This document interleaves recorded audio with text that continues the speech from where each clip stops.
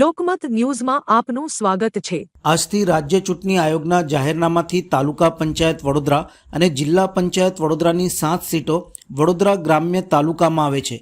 એનું ફોર્મ ભરવાની નામાંકનની પ્રક્રિયા આજથી લઈને શનિવાર 11મી તારીખ સુધીમાં થઈ રહી છે।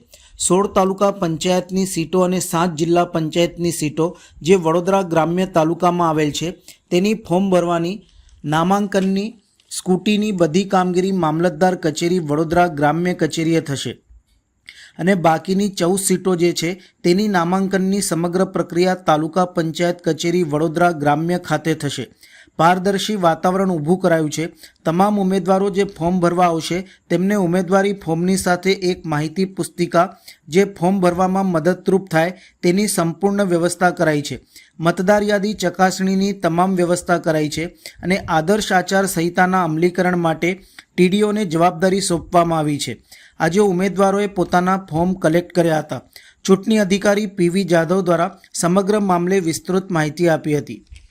આજથી રાજ્ય ચૂંટણી આયોગના જાહેરનામાથી તાલુકા પંચાયત વડોદરા અને જિલ્લા પંચાયત વડોદરાની જે 7 સીટો વડોદરા ગ્રામ્ય તાલુકામાં આવે છે એનું ફોર્મ ભરવાની નામાંકનની પ્રક્રિયા આજથી લઈને શનિવાર 11 તારીખ સુધીમાં થઈ રહી છે।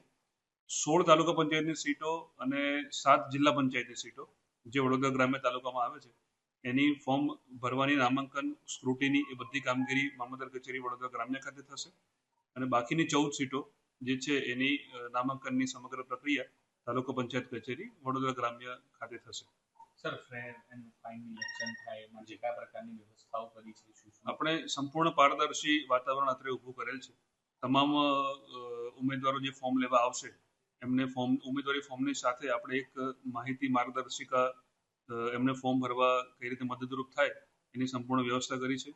મતદાર યાદી ચકાસણીની તમામ વ્યવસ્થા કરી છે અને આદર્શ આચાર સંહિતાના અમલીકરણ માટે તાલુકા વિકાસ અધિકારી શ્રીને જવાબદારી સોંપવામાં આવી છે।